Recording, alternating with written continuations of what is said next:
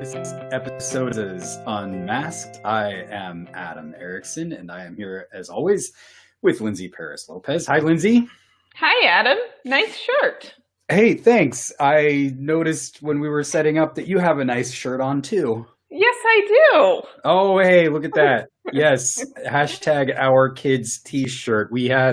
I mentioned last week that I was doing this fundraiser for my church with local Portland area strippers for helping the immigrant children in Mississippi who were taken from their parents during the ice raids a couple of weeks ago, do. and they still need help.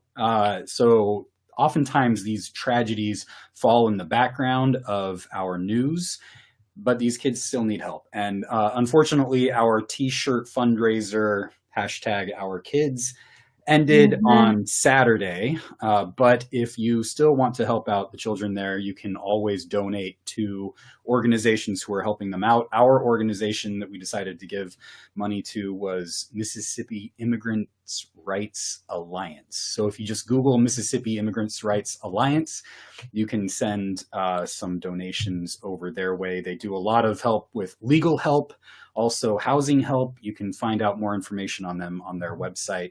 Great organization helping out people in need. And you know what, Lindsay, one of the things that I want to emphasize that I haven't emphasized and that our culture hasn't emphasized enough is that our economy depends upon what we would call undocumented labor. There are so many facets within our economy that if we did not have undocumented labor, much of our economy, especially in food, would just fall apart. And so what we end up doing is our economy says we need undocumented labor. And then we have social structures within our economy that scapegoats these undocumented labor. So a lot of places try to hire people who aren't undocumented, and they don't stick around. I'll link to an article about this and how much our economy depends upon undocumented labor, especially in these chicken farms. Like, part of the injustice of our economy is that we pay people to work in these places like chicken farms in Mississippi, or these places where they chop up the chickens and stuff. And if we can pay them less than what we would pay people like you and me, right? Right. And the reason that we do that, and the reason that it's important in our economy, is that I don't want to pay 3 to 4 times the price for my chicken or for my other produce. So that's a whole gigantic issue within our economy that if we wanted a more just economy, we would have to deal with. But instead, we scapegoat people that our economy depends on. Right. It's not okay for them to be exploited, and it's also not okay for them to be deported and separated from their children. So, we have a long way to go before we have justice in this country, for all of us, and especially for the undocumented people who are here, and many of whom are, working very, very hard for us. So that is not exactly what we were going to talk about in terms of the gospel today, but it is part of the gospel to care for everyone, including the stranger among us.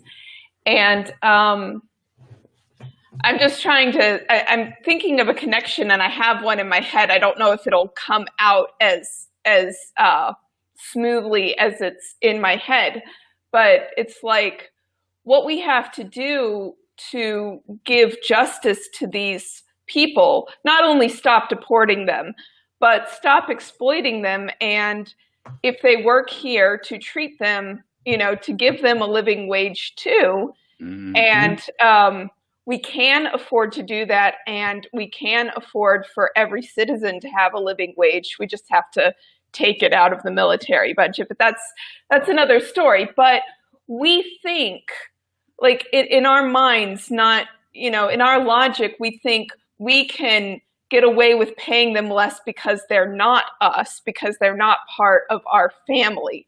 And that goes to the sense of we have a sense of treating our families differently from the way we treat what we consider other. And I think maybe the gospel gets into that a little bit today about. You think? Let's get into it right now. All right. I think that can connect to the gospel, the way we see family differently from others. Nicely done. And so, well done, Lindsay. That's a great segue into our gospel text. And Lindsay is going to guide us through our new format. This is the second time we've tried Lectio Divina, and Lindsay's, as we have this conversation, I'll read the passage and then Lindsay will guide us through it. We have some viewers watching us, and if you have comments or questions that you would like to make, please feel free to put those in the comment section and we will get them in. This is a passage from the Gospel of Luke, chapter 14, verses 25 through 33. And the headline is The Cost of Discipleship. Now, large crowds were traveling with him. And Jesus turned and said to them, "Whoever comes to me and does not hate father and mother, wife and children, brothers and sisters, yes, even your own life, cannot be my disciples. Whoever does not carry the cross and follow me cannot be my disciple. For which of you, intending to build a tower, does not first sit down and estimate the cost, to see whether he has enough to complete it? Otherwise, when he has laid a foundation and is not able to finish, all who see it will begin to ridicule him, saying, 'This fellow began to build and was not able to finish.' Or what king, going out to wage war against another king, will not sit down first and consider whether he is able, with 10,000, to oppose the one who comes against him with 20,000? If he cannot, then while the other is still far away, he..." Often some things in the passage can be overlooked if our minds go straight to the emotional pull or the metaphorical pull. So we have to look at exactly what's in the text. Then we can look at metaphors, symbolism, and a deeper meaning. Then we want to see, can we think of a ways that this can apply to our lives, our personal lives, or the world today? And then what are we called to do? What is this passage telling us to do? What's one concrete takeaway we can think about and apply? So yes, this sounds very polarizing, very divisive. I'll admit I got some help from the Girardian lectionary from our friend Paul Nectarline. Ooh, always helpful. Go check out the Girardian lectionary. Always helpful. And the first thing he says is the first thing in the passage. Now, large crowds were traveling with him, so there are large crowds. I think that can be so easily overlooked because the next thing he says is, hate your family. And that's, that's what we cling to. But the very first thing is large crowds. And I mean, Paul, or our friend Paul, or the people that he's quoting, I'm not sure exactly who says it, but the point is made. Jesus wants to thin the crowd. Jesus wants to narrow the people following him. Why would he want to do that?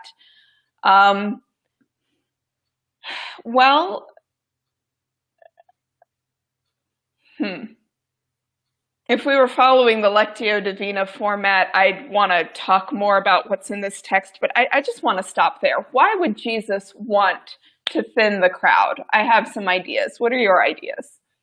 Why would Jesus want to thin out the crowd? I don't know if that's his intention here. I think his intention here is to lay down the cost of discipleship. And if the crowd is going to continue to follow him, fantastic. If the crowd doesn't follow him, at least they know what it is that Jesus is about. Jesus is not about a Messiah figure who is going to come and destroy, kill, use violence. He is going to come and bring peace through peaceful means. Now, Mhm. this seems very non-peaceful to me, right? Right. I mean, Jesus says you have to hate people. In the ancient Semitic world, their rabbis used to have a method where they used exaggeration in order to make a point. So here is where people who want to take the Bible literally all the time come into very big problems, because Jesus has just said earlier in the gospel, in some of his most important teachings, that the most important commandments in the law is to love your neighbor as you love yourself. Certainly, your family members are part of your neighbors. Jesus Hmm. expands what it means to be your neighbor. So, this ethic of love is what Hmm. Jesus emphasizes over and over again. And so, the contrast here that you have to hate a family member can't be taken literally. I don't want to water this down, but he's exaggerating in order to make a point. Uh, One of the things about the crowds that needs to be emphasized in this as well is that crowds have a mimetic effect, an Yeah. effect Yeah. of influencing you to be a certain way. And Jesus is not going to be influenced by the crowd in order to be a certain way. Jesus is not even going to be, Jesus is not only going to be that way with the crowds, but also with his family members, right? Right. So that, I think, is what Jesus is getting at here. You have to, if your family is trying to influence you away from the way of Jesus, the cost of discipleship is to move away from your family. And this is what is happening a lot in first century Judaism. And Hmm. it just so happens it's happening a lot today too. Right. Right. Well, when you talked about the mimetic element in the crowd, I mean, what that means is we influence each other, Hmm. and we're all caught up in this very human form of rivalry, competition, and mimetic desires of things like greed and wanting to get ahead and things like that. And I think, I mean, I think what the Girardian lectionary points out is that Jesus wants to create a counterculture, and to do that, you do need people. You need a certain Hmm. number of people. Um, I mean, you do need to have some influence, but if you're if it's too big and it's people who are like sunshine disciples want to come along when the times are good, or when it's or just, there's a very heavy cultural influence, and to create a counterculture, you want something that's enough to be a counter force, but you don't want to get swallowed back up in the same forces of rivalry and competition. And so Jesus, I think in the end, I do think Jesus wants this, his, I think he wants his movement to engulf the world, but I think he's also concerned that the world could engulf his movement, and it could just be swallowed up in the same old way of being. So he makes it very, very hard at first. And I do think he wants to weed out, not in the sense of salvation, not in a big eschatological sense, like if you don't follow me, you're damned to hell. That's not what he's talking about. But he does want to weed out followers who are really going to follow, so that the movement doesn't fall back into the ways that the world is normally working, that he's trying to transform. Yes. Yes, there is a danger in this passage because Jesus is trying to lay down the cost of discipleship. And he says, you cannot be my disciples unless you give up all your possessions or unless you take up your cross and follow me, right? There is a danger in this because you can miss the grace of the rest of the gospel. And here's Mhm. where I find the grace in the rest of it, right? Do the disciples, when Jesus is alive, take up their cross and follow him? No, they run No, away. they run away. Exactly. That's Hmm. exactly it. So in practice, uh, this is what discipleship, I guess, should look like. But in theory, this is what discipleship should look like. In practice, what does it look like? We fail all the time. The story of the original disciples is the story of you and me. We mess it up all the time. We fail to live into this cost of discipleship. And what does Jesus do? He does not turn his back on us. He doesn't say, "Oh, you are not my disciples." He says, "Hey," he resurrects and says, "Hey, let's try this again."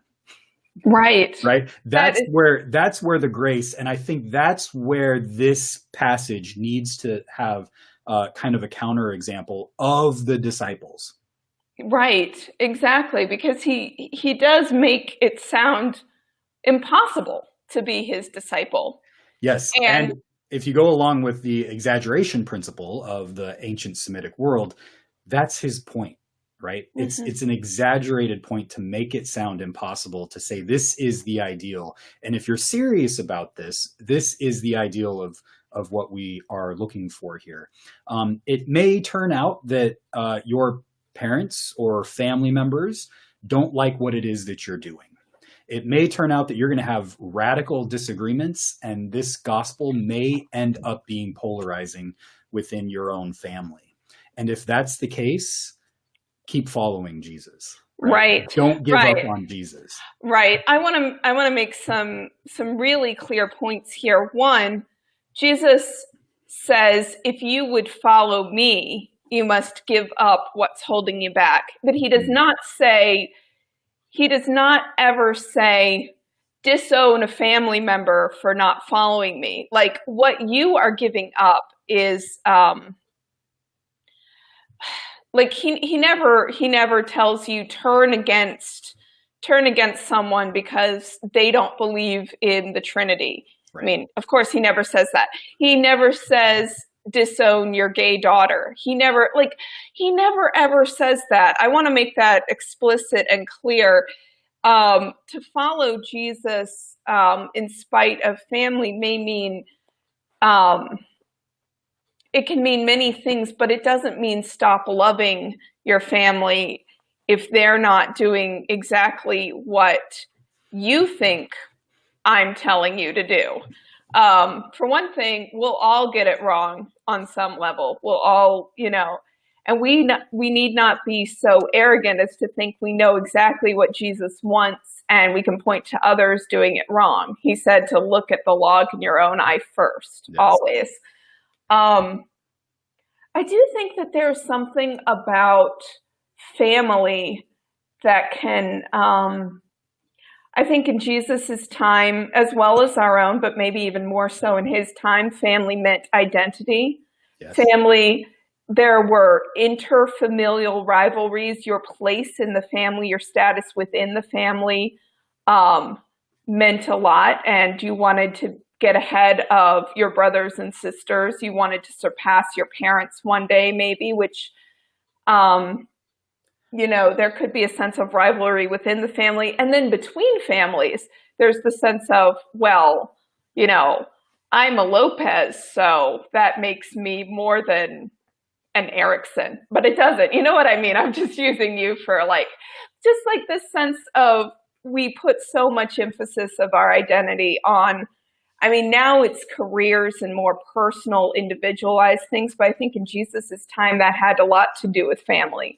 Well, yeah, and your family was your security blanket. Uh-huh. That was your best way to be secure in life. And here Jesus is saying, your greatest security is not your family, it's in following this new way of life that leads you into the kingdom of God. I guess you could say it's like a new family, although my family is family enough for me. Mine too. Mine too. I mean that in a positive and in a negative sense. It's like a lot of times, we call church family, and a lot of people are like, I don't need another family. I just need a group of people to be with.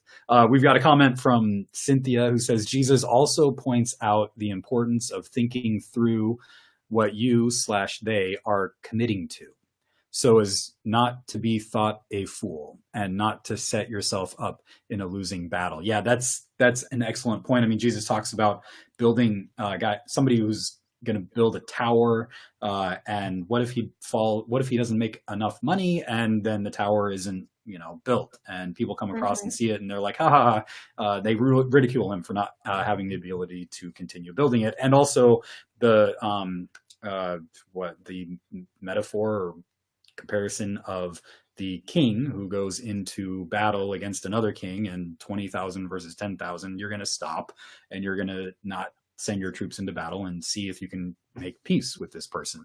Right. So that's exactly it, Cynthia. That's the whole, that's why it's called, the headline is The Cost of Discipleship. You have to count and be prepared for what it means to follow Jesus.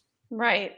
And what's interesting about that is that he uses the idea that you'll be thought a fool if you don't know the cost. Of course, to follow Jesus is to be thought a fool, though. I mean, because what he's doing is creating something so countercultural that, he never says, make sure you have enough money or make sure you have enough soldiers at your disposal. I mean, he counsels against those very things in following him. And if we follow Jesus, I mean, I do not want to get into a Christian persecution complex, but I think to really, truly follow Jesus is to give up the security that we might find in family, friends, and to give up the kind of, to give up chasing the things that, make for status and success in this world. I mean, Jesus is about downward mobility, helping the poor, helping the marginalized. And that does seem, I mean, there's a sense in which it's seen as honorable and charitable today, but I think to really, really follow him is to be thought foolish. We have to have enough humility to not worry about that. Yes. If that's going to bother us, then, we have to know what we're getting into. If somebody were to come to my church just visiting, I would not say to them, hey, guess what? If you're going to follow Jesus, you have to hate your family members, right? I mean, this is not a good, inspiring plan for people. But I do think that we are at a point in our history where people want to be challenged with the gospel. Where people see that the way that the world is moving is foolish, right? And we need a counter example, and we find that in the gospel, and I think people are thirsty for it. So Jesus, in this kind of hyperbole that he's getting at here, is laying down the alternative to the world. Don't be influenced by people close to you to go against gospel principles of caring for creation, caring for your neighbors. Stick to the gospel. Right. I think people are thirsty for that message. I think so too. And I mean, I think I mentioned this a few weeks back, that oftentimes our families can hold us back, not because they disagree with us per se, but because they're worried for our safety. Yeah. And it can be dangerous to follow Jesus in this world. I'm thinking about people like Scott Warren, who I'm sure is getting support from his family, but he is going to go on trial. He's already been on trial. He's going to go back on trial for leaving water in the desert for migrants. And he's following gospel obedience, which has become civil disobedience because laws have criminalized him.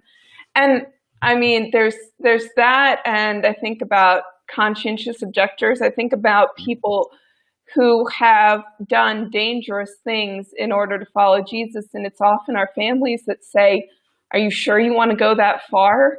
Mm-hmm. Are you sure you're going to be in trouble? And I mean, I'm thinking parents will say things like that, but I am a parent and I would say that to my children. I would say, are you sure you want to do that? Because you realize that could land you behind bars. And in some cases, I think following Jesus really can get you killed. Yes. Often by the... Yep.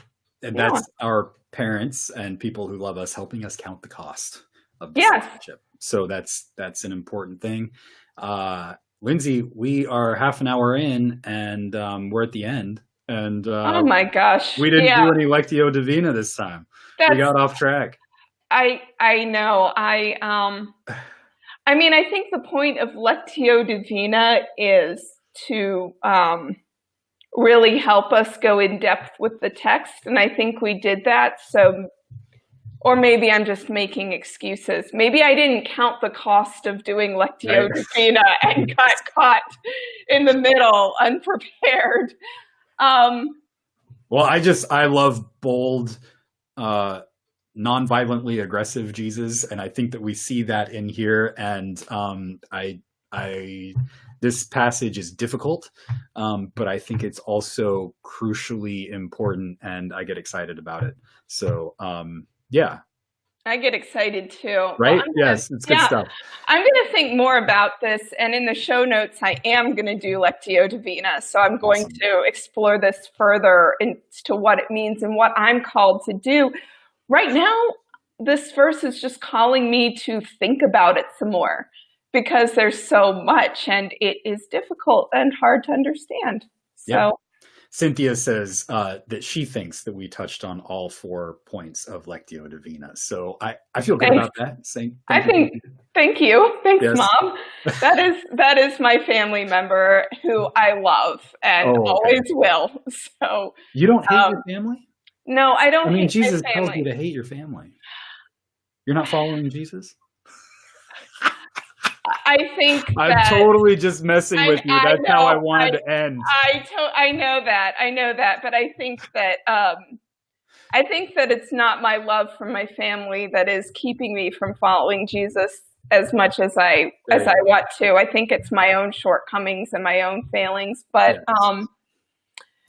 yeah, Cynthia, you're a fantastic mother. And you have a fantastic daughter, and it's awesome. Yeah, it's just so great to see family members love each other, despite what Jesus says.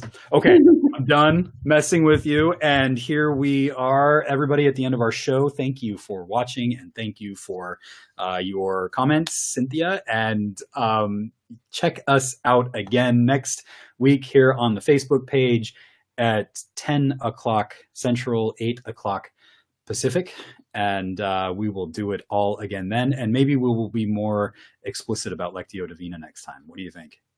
We can try. Maybe we can try. We can try. I feel like half an hour goes by so fast. It does. We are already at 8:34, and yeah, awesome. We'll do it again then. So until then, if you like this episode, feel free to share it with your friends. Like it. And it'll be up on Teaching Nonviolent Atonement website. And I think next week, ravenfoundation.org is going to be back up and running and better than ever. Mm-hmm. So you can check it out then. Until next time, grace and peace be with you. Bye-bye. Peace be with you. Bye.